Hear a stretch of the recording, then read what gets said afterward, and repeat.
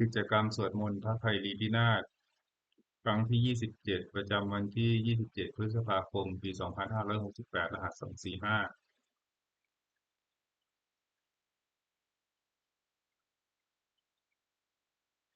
บัดนี้บั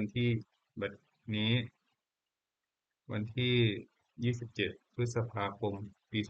2568เป็นวันที่27ของกิจกรรมสวดมนต์ข้าพเจ้าขอถวายเสียงสวดสาธยายพระสูตรพระปริตรและมนต์ต่างๆถวายเป็นพุทธบูชาธรรมบูชาสังฆบูชาและอาจาริยบูชาแด่ครูบาอาจารย์ทั้งหลายขอจิตของข้าพเจ้าจงตั้งมั่นมีสติระลึกได้มีสมาธิจดจ่อในพระหลักเพื่อนชนะในบทสวดอย่างต่อเนื่องด้วยเถิด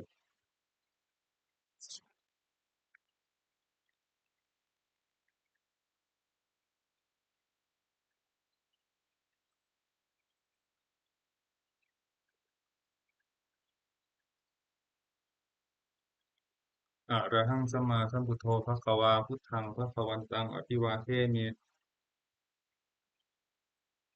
สวากขาโตภควตาธัมโมธัมมังนัมสสามิสุปฏิปันโนภควโตสาวกสังโฆสังฆังนามามิ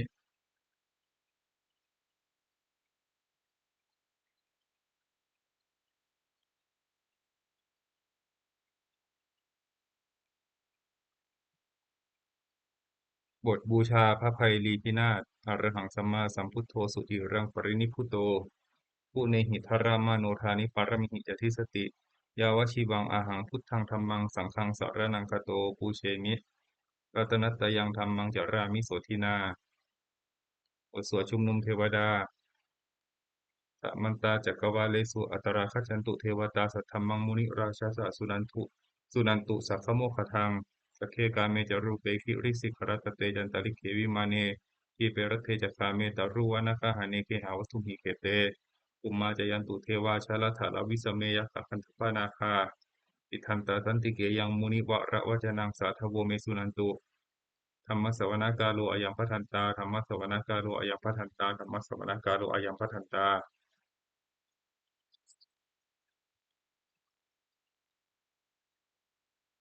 นะโมตัสสะภะคะวะโตอะระหะโตสัมมาสัมพุทธัสสะนะโมตัสสะภะคะวะโตอะระหะโตสัมมาสัมพุทธัสสะนะโมตัสสะภะคะวะโตอะระหะโตสัมมาสัมพุทธัสสะพุทธังสรณังคัจฉามิธัมมังสรณังคัจฉามิสังฆังสรณังคัจฉามิทุติยัมปิพุทธังสรณังคัจฉามิทุติยัมปิธัมมังสรณังคัจฉามิทุติยัมปิสังฆังสรณังคัจฉามิตติยัมปิพุทธังสรณังคัจฉามิตติยัมปิธัมมังสรณังคัจฉามิตติยัมปิสังฆังสรณังคัจฉามิ นัตถิเมสรณังอัญญังพุทโธเมสรณังวรังเอเตนะสัจวัชเชนะสุทิเมโหตุสัพพทานัตถิเมสรณังอัญญังธัมโมเมสรณังวรังเอเตนะสัจวัชเชนะสุทิเมโหตุสัพพทานัตถิเมสรณังอัญญังสังโฆเมสรณังวรังเอเตนะสัจวัชเชนะสุทิเมโหตุสัพพทา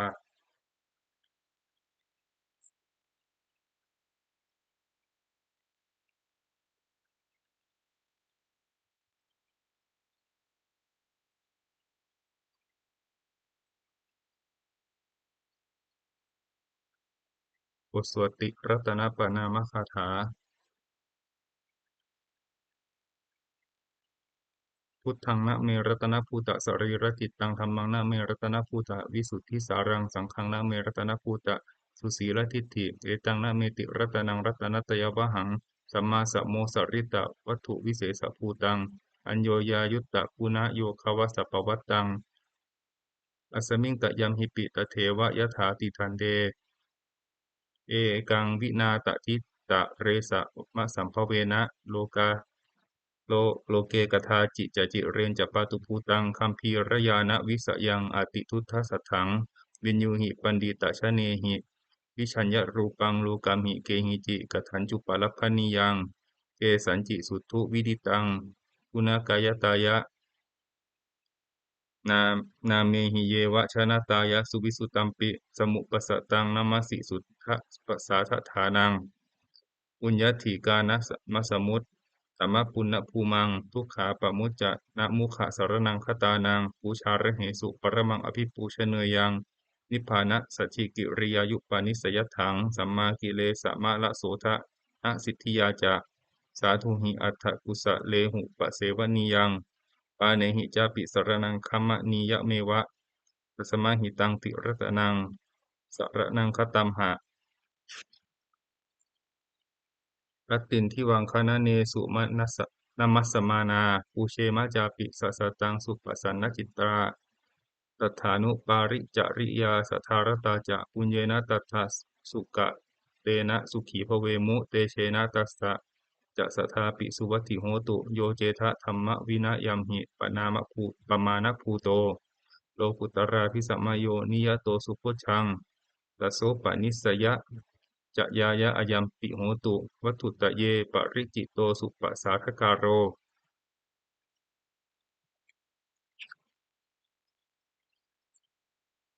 บทนามการสิทธิคาถาโยจักกุมาโมหัมมะลาปะกะโทสามังวะพุทโธสุขโตวิมุตโตมารัสสะปัสสาวินิโมจยันโต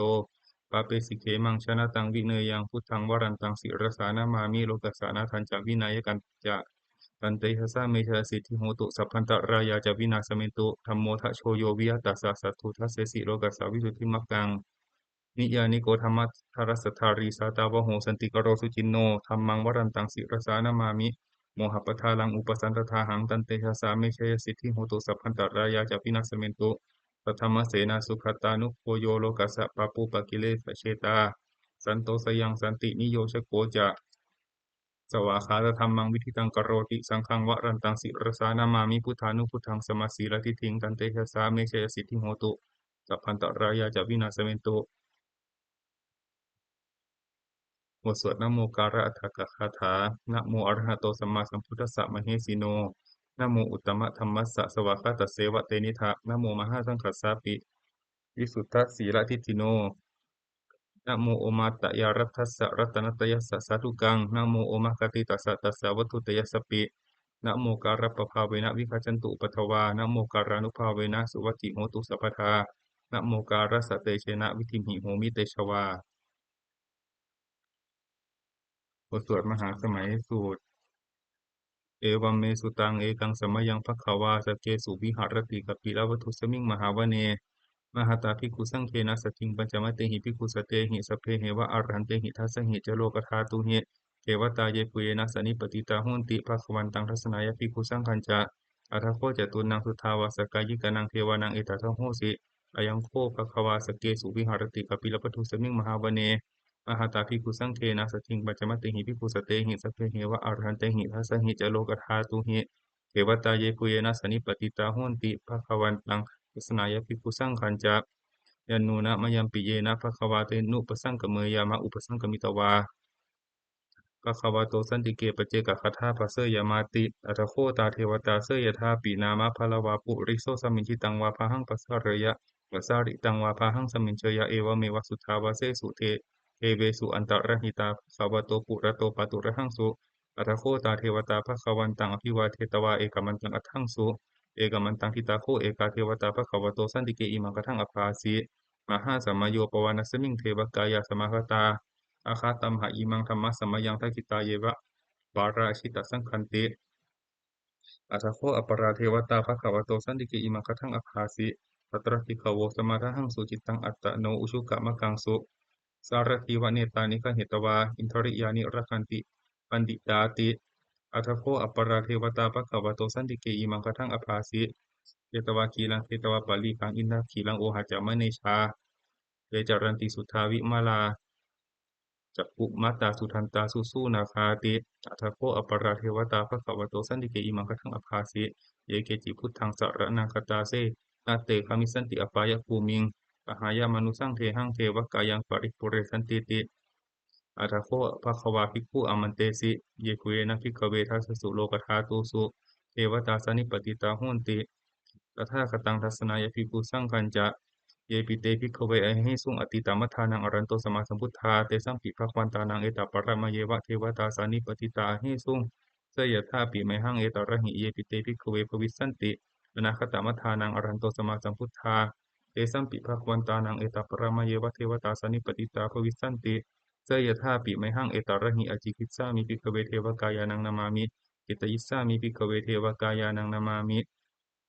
เตสิสสามิภิกขเวเทวกายานังนามามิ ตังสุนาถาสาธุกังมนสิกโรธาภาสิสามิติเอวัมพันเตติโฆเตภิกขุภควโตปัจจโสสุงภควาอิตัคโวจะสิโลกะมนุกัสสามิยถาภุมมาตาทัสสิตาเยติตาคริภัพพรังปฏิตตาสมาหิตาปุถุสิหาวสาลีนาโลมหังสาปิสัมพุโนโอทาตมานัสสะสุตาวิปัสสนะมะนาวิลาปิโยปัญจสัตเตยตวาวะเนกาปิละวัฏเวตาโตอมันตยิสัทธาสาวกเกสาสเนรเตเทวกายาอภิกันตาเตวิชานาถาภิกขโวเตจะอัตตปะมะกรุงสุตวาพุทธศาสนังเตสัมปะตุระหุยานังอมนุสสานาทัสสนังเปเกสัตตมัตตคุงตหัสสังอัฏฐสตริงสตังเอเกสัสสานังอมนุสสานามัทธสุงอปเปเกนันตมัตถคุงทิสาสภาคุตาอหุงปัญจสัพพังอภิญญายะวะวะคิตวานะจักขุมาตโตอมันตยิสัทธาสาวกเกสาสเนรเต เทวกายาอภิกันตาเตวิชานาถาภิกขโวเยโวหังกิตยิสสามิคิระหิอนุปปโสสัตตสหัสสะวยคาภุมมากาปิลวัฏวาอิติมันโตชิติมันโตวนะมันโตยัสสสิโนโมทะมนาภิกามุงภิกขุนังสมิติงวนังชัสสหัสสะเหมาวัตตายขานะตวันิโนอิทิมันโตชิติมันโตวนะมันโตยัสสสิโนโมทะมนาภิกามุงภิกขุนังสมิติงวนัง สาตาคิราติสหัสสายขานานัตตวันนิโนอิทิมันโตชุติมันโตวนะวันโตยัสสสิโนโมทะมานาภิกามุงภิกขุนังสมิติงวานังอิเจเตสอิเจเตโสรัสสะสหัสสายขานานัตตวันนิโนอิทิมันโตชุติมันโตวันนะวันโตยัสสสิโนโมทะมานาภิกามุงภิกขุนังสมิติงวานังเวสสามิตาปัญจสัตตายขานานัตตวันนิโนอิทิมันโตชุติมันโตวันนะวันโตยัสสสิโนโมทะมานาภิกามุงภิกขุนังสมิติงวานังกุมพิโรราชคหิโกเวปุลสสนิเวสนัง พิโยนังสัตตสหัสสังยขานังปยิรูปัสสติกุมพิโรราชกหิโกโสปะคาสามิติงวานังปุริมันจะทิสังราชาทัตตรโทปสาสติปันทัพพานังอธิปติมหาราชายสสิโสปุตตาปิตัสสะพหโวอินทนามามหาพลาอิทิมันโตชุติมันโตวนะวันโตยสสิโนมุทัมมานาภิกามุงภิกุนังสมิติงวานังทักขินันจะทิสังราชาวิกรุณโหตปสาสติอุมพันดานังอธิปติมหาราชายสสิโสปุตตาปิตัสสะพหโว อินทนามามหาปลาอิทิมันโตทิติมันโตทิอิทิมันโตชุติมันโตวันนะวันโตยัสสสิโนโมทะมานาภิกามุงภิกุนังสมิติงวนังปัจฉิมันจะที่สร้างราชาวิรูปโคปัสสาสตินาคานังอธิปติมหาราชายสสสิโสปุตตาปิตัสสะพะหาโวอินทนามามหาปลาอิทิมันโตชุติมันโตวันนะวันโตยัสสสิโนโมทะมานาภิกามุงภิกุนังสมิติงวนังอุตรัญจะที่สร้างราชากุเบโรตปัสสาสติยักขานังอธิปติมหาราชายสสสิโสปุตตาปิตัสสะพะหาโวอินทนามามหาปลา อิทธิมันโตชุติมันโตวันนะวันโตยสัสสิโนโมทัมมนาภิกามุงภิกขุนังสมิติงวนังปุริมาทิสังทัตตรัตโถทักขิเนนะวิรุณหโกปัจฉิเมนะวิรูปโภกุเบโรอุตรังทิสังจตารโรเตมหาราชาสัมมันตาจตุโรทิสาตัดดลมานาทังสุวะเนกปิลาวัฏเวเตสังมายาวิโนทัสสะอภูวัญจนิกาสถามายาคุเตนดุเวเตนดุวิตูจาวิตูโตสหจันทโนกามเสโตจากินุคันดุนิคันดุจะปะนาโทอุปมัญโยจะเทวสุโตจะมาตาลิจิตตเสโนจะคันทัพโพนะโลราชาชโนสโฟ อาคูบัญจสิโฆเจวติมภะโรสุริยาวัชสาเอเตจัญเยจราชโนคันทภาสหราชุพิโมทะมานาคิกามุงคิกุนังสมิติงวนังอาทาคูนาปัสสานาคาเวสาราสหัตชกากัมพลัสสตระอาคูปยคาสหายาติภิยามูนาทัตตรัตถาจะ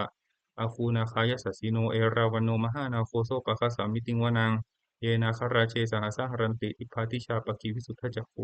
เวหายสาเตวนามัจจปัตตา จิตราสุปนาอิติเตสนามังอภยันตทานาคราชานามาสิสุปนโตเขมามะกสิพุทโธสันหาหิวาจาหิปวะหายันตานาคาสุปนาสรณะมะกังสุพุทธังชิตาวชิระหัตเถนะสมุทังอสุราสิตาภาตโรวสวเสเตอิติมันโตยัสสสิโนวะละกัญชามหาพิสมาอสุราธนาเวคัสสาเวปจิติสุจิตติจะอาหาราโทนะมุจีสหสัตัญจะปริปุตตนังสพเพเวโรจะนามกาสันนังหิตวะพลิงเสนังราหุคทมุปะขมุง สัมมาโยธานิพัตันเตภิกขุนังสามิติงวนังอาโปจะเทวาปทวีจะเตโชวโยตถาคมุงวรุณาเทวาโสโมจะยัสสะสะสหะเมตตากรุณากายยิกาอาคูเทวายัสสสิโนทัสเสเตทัสสทากายาสพเพนานัตตวานิโนอิทิมันโตชุติมันโตวันนะวันโตยัสสสิโนโมทัมมานาภิกามุงภิกขุนังสามิติงวนังเวนดูจะเทวาสหลีจะปัสมาจะทุเวยมาจันทสุปนิสาเทวาจันทมาคูปุรคิตาสุริยสุปนิสาเทวาสุริยมาคูปุรคิตา นักขัตตานิปุรกิตวาอาคูมันทัพพลาหากาวสุนังวาสโวเสโท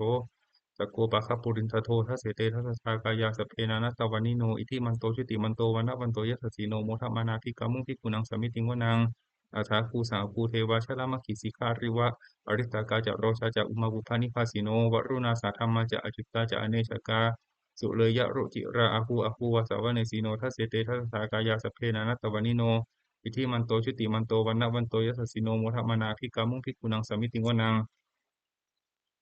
สมานามหาสมานามนุสามนุสุตตมาคิดดาปทุสิตาอาคูมนุปทุสิตาอัตถคู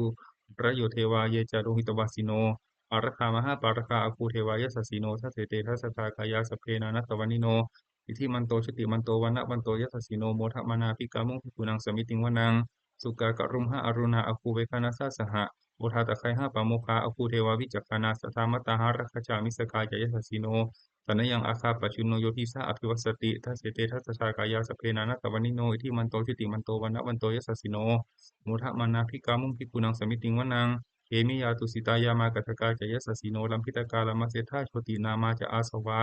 อิมมานารติโนอาหูอัฏฐคูปรณิมิตาเสเตทัสสะชากายาสพเพนานัตตวันิโนอิทิมันโตชิติมันโตวันนะวันโตยัสสสิโนมุทะมานาภิกามุงภิกขุนังสมิติงวนัง ปะเทเตเทวนิกายาสพเพนะนัตตวานิโนนามันวะเยนะอคันฉุงเยจันเยสัทธิสาสหาปวุฒชาติมัคคีรังโอคตินะมนาสวังตะเคโมคาตะรังนาคังจันทังวะอติตาติตังสุพรหมปรมัตโตจะปุตตาอิทิมโตสหะสันนังกุมารโรติโสจะโสปะคัสสมิติงวนังสัพพมโลกานังมหาพรหมาภิติทกิอุปปันโนชิติมันโตพิสมากายโยยัสสสิโสทัสเสทาอิสระอาคูปเจกวัสสติโน เตสัญจะมัชโตอาคาภาริโตปริวาริโตเตจัสสพเพอภิกันเตทินเทเทเวสพรหมเกมารเสนาอภิกามิปัสสะกันหัสสะมันทิยังเอถะคันหะถะพันทัตถะราเคนะพันธะมัทุโวสิมันตาปริวาเรถะมาโวมุญจิทะโกจินังอิติตัตถะมหาเสโนกันหาเสนังอเปสยิปานินาตละมาหัจจะสรังคตวานะเพระวังยะถาปาวุสโกเมโคทนะยันโตสวิจจุโกตถาโสปจจุตาวติสังกุโทอสยังวเสตัญจะสพพังอภิญญายะวะวะคิตวานะจักขุมา ตโตอมันตยิสัทธาสาวกเกสาสเนรเตมารเสนาอภิกันตาเตวิชานาตาภิกขโว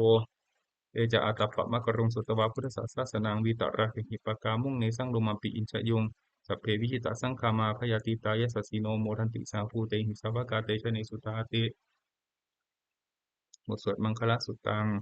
อเสวนาจะพาลานังปันดิตานันจะเสวนาปูชาจะปูชนียานังเอตมังคลมุตตมังปฏิรูปะเทสวาโสจะปุเพจะกตปุญญาตาอัตตสัมมาปณิทิจะเอตมังคลมุตตมังปังหุสัจจันจะสิปปัญจะวินโยจะสุสิกิโตสุภาสิตาจะยาวาจาเอตมังคลมุตตมังมาตาปิตุปัฏฐานังปุตตะทารสสังคโห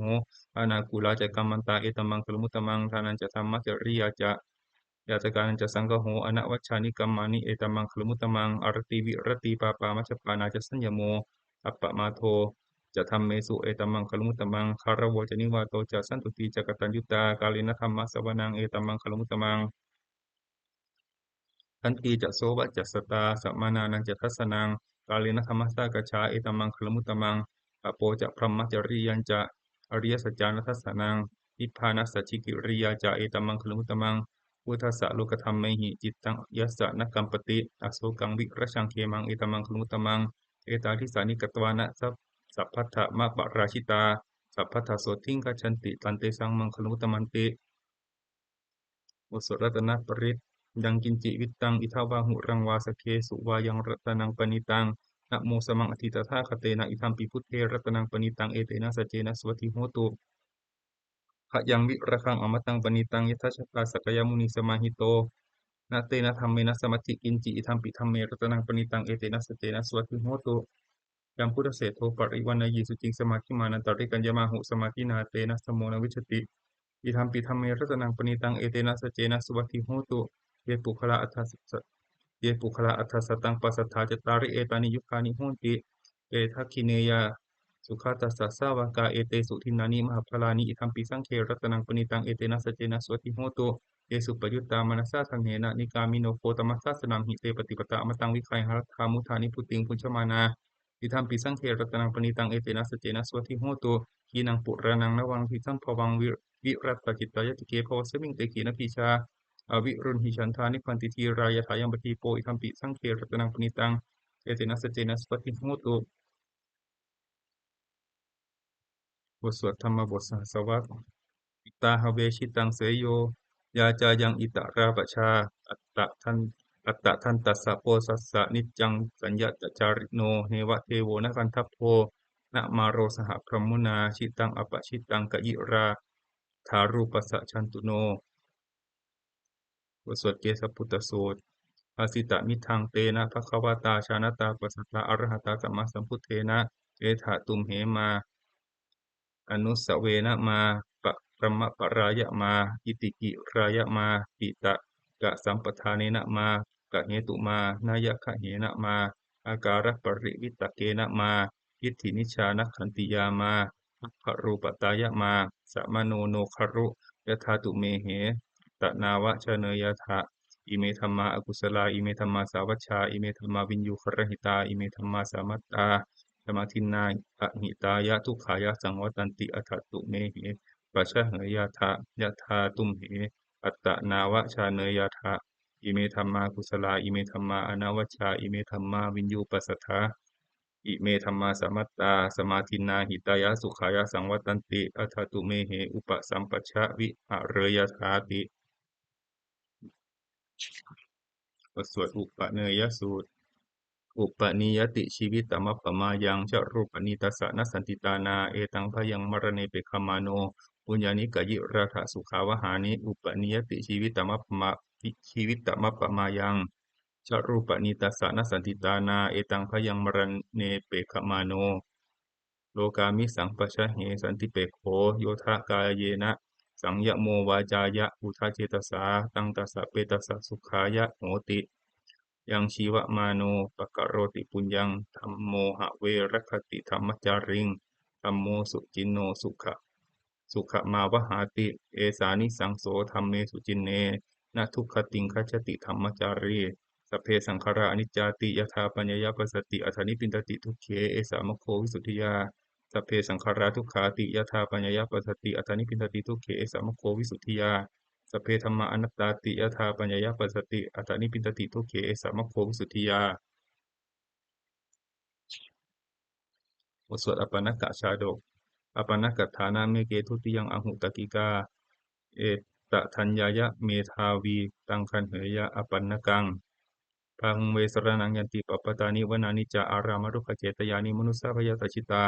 เนตังโขสรนังเขมังเนตังสรณามุตตมังเนตังสรณะมาคัมมัสสะพะทุกขาปุมุจจติโยจะพุทธันจะธัมมันจะสังฆันจะสรณังคโตจตาริเอจตาริอริยสัจจานิสัมมัปปัญญายะปัสสติทุกขังทุกขสมุปปาทังทุกขสัจจะอติกมังอริยัญจะทังขีกังทุกภูปสมะคามินังเอตังโคสรนังเขมังเอตังสรณะมุตตมังเอตังสรณะมาคัมมัสสะพะทุกขาปุมุจจติบทสวดพระเทกรัตตคาถาอตีตังนานวาคะเมยยะนัปปติกังเขอนาคตังบุคคลทุกคนคำนึงถึงสิ่งที่ล่วงแล้วไม่ควรมุ่งหวังสิ่งที่ยังมาไม่ถึงยะถะตีตังปะหีนันตังอัปปัตตัญจะอนาคตังสิ่งใดล่วงไปแล้วก็เป็นอาลัปไปแล้วสิ่งใดที่ยังมาไม่ถึงก็เป็นอันยังมาไม่ถึงปัจจุปันนันจะโยธรรมังตัทธะตัตตะตัทธะวิปัสสติอสังหิรังอสังกุปปังตังวิทธามะนุปโพหะเยเพราะบุคคลใดเห็นแจ้งในธรรมปัจจุบันไม่งอนแง่นไม่ขอนแคลนในธรรมนั้นได้บุคคลนั้นพึงเจริญธรรมนั้นเนืองๆให้ปลุกปลงเถิดอเชวกิจจะมาตับปังโกชัญญามรณังสุเวพึงทำความเพียรเสียในวันนี้แหละใครเล่าจะรู้ความตายในวันพรุ่งนาหิโนสังคารันเตนะมหาเสนีนะมัจจุนาเพราะว่าความบาดเพียรกับมัจจุรัตผู้มีเสนามากนั้นย่อมไม่มีแก่เราทั้งหลายเอวังวิหาริมาตาปิงอโหรัตตมะอันทิตังตังเวพัทเทกะรัตโตติสันโตอจิคเตมุนีติพระมุนีผู้สงบย่อมเรียกบุคคลผู้มีความเพียรอย่างนี้มีความเพียรไม่เกียจคร้านทั้งกลางวันและกลางคืนนั้นแลว่าผู้มีราตรีหนึ่งเจริญด้วยประการชนี้แลบทสวดอภินหปัจจเวคคณปาฐะชราธรรมโมหิชรังอนัตติโตเรามีความแก่เป็นธรรมดาเราจะล่วงพ้นความแก่ไปไม่ได้พยาธิธรรมโมหิพยาทิงอนัตติโตเรามีความเจ็บไข้เป็นธรรมดาเราจะล่วงพ้นความเจ็บไข้ไปไม่ได้มรณะธรรมโมหิระนังอนัตติโตเรามีความตายเป็นธรรมดาเราจะล่วงพ้นความตายไปไม่ได้สัพเพหิเมปิหิเมมันนาเปหินานาภาโววินาภาโวเราจะละเว้นเป็นต่างๆคือว่าเราจะต้องพัดพรากจากของและของเจริญใจทั้งหลายทั้งปวงกรรมสโกมหิกรรมทายาโทกรรมโยนิกรรมพันธุกรรมปฏิสารโนเรามีกรรมเป็นของตนมีกรรมเป็นผู้ให้ผลมีกรรมเป็นแดนเกิดมีกรรมเป็นผู้ติดตามมีกรรมเป็นที่พึ่งอาศัยยังกรรมังกริสสามีกัลยาณังวาปะปะกังวาตัสสะทายาโทภวิสสามิเราทำกรรมอันใดไว้เป็นบุญหรือเป็นบาปเราจะเป็นทายาทคือว่าเราจะต้องได้รับผลของกรรมนั้นสืบไป เอวังอัมเหหิอภินหังปัจจเวกิตพังเราทั้งหลายควรพิจารณาอย่างนี้ทุกๆวันเถิดบทสวดเทวตาอุโยชนะคาถาทุกขปัตตาจนิทุกขาพยาปัตตาจนิพยาโสกปัตตาจนิโสกาโสนตุสัพเพปิปานิโนเอตาวัตตาจะอัมหิสัมปตังปุญญสัมปทังสัพเพเทวานุโมทันตุสัพพะสัมปติสิทธิยาทานังทัทันตุทานังทัทันตุสัทธายะสีรังรักขันตุสัพพทาภาวนาภิรตาโหนตุคัจฉันตุเทวตาคตาสัพเพพุทธาภลปัตตาปั